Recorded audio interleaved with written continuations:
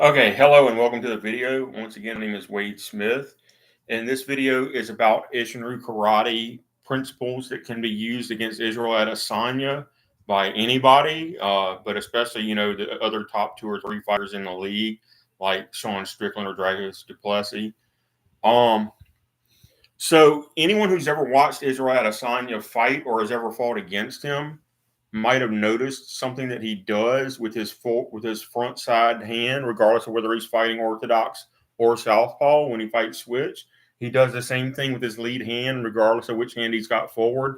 Is instead of returning his hand to standing guard like he probably should be doing, he for some reason likes to try to frame his opponent way out here and hold his jab hand way out here in space, sometimes for 5 or 10 seconds at a time during the fight. All right. He should not be doing that. He has no idea how vulnerable he is to Isshinryu and Shorinryu techniques here. All right. So when he frames this hand out here, if he leaves it out there so much more than a second or two, what you're going to do is you're going to chop block down from your standing guard with both hands on top of his framing hand, right on the meat of his hand. All right. You're going to just punish him every time he frames his hand out. All right. And eventually, either he's going to stop framing with that hand, or you're going to beat his hand up so much that he can't hold it up. All right. So every time he tries to frame you, you step in and double chop block that hand and then step back out. Don't even worry about hitting his body for a while. Same principle as leg kicking, except we're punishing him for framing with his hand. All right. So we're just going to attack his arm and double chop block that arm and get back out. All right. Every time he tries to frame you with that hand, do that to him. All right. And eventually his hand will get so tired that either you're going to be able to catch his hand and put a lock on his arm, or he's going to start dropping his hand from it getting beat up. All right. And that's our goal. And then once he drops his hand, a top 5 fighter ought to be able to finish him off anyway. Right. So that's the idea. We're going to beat his hand up and punish him for framing you with that hand all the time, because that's what he thinks he's doing anyway. And it's really a bad technique because he's not close enough to you to actually prevent you from doing what you want to do.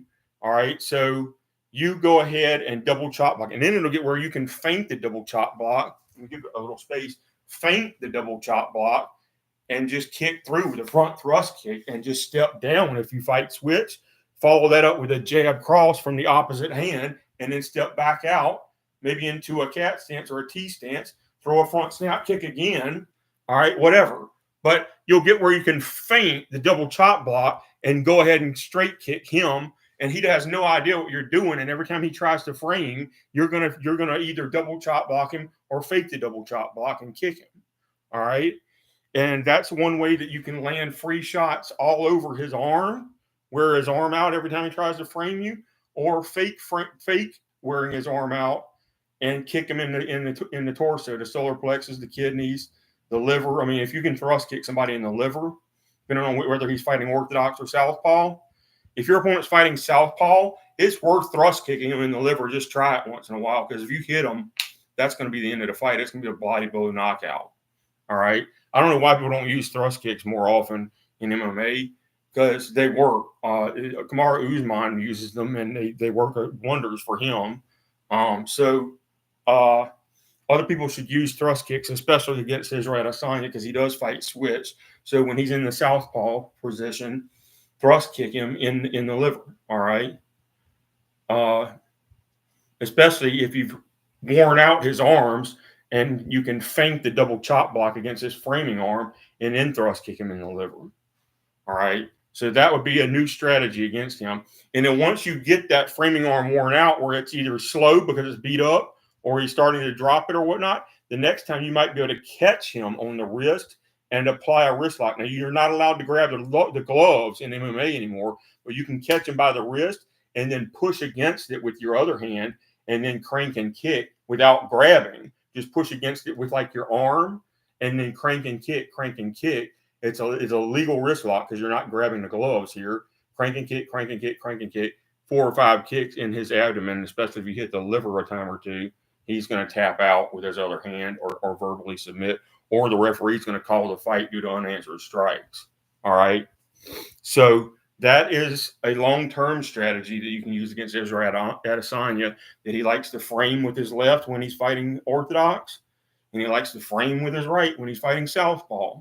So you counter frame him by punishing that hand with double chop blocks to the meat of his hand until you wear his hand plumb out.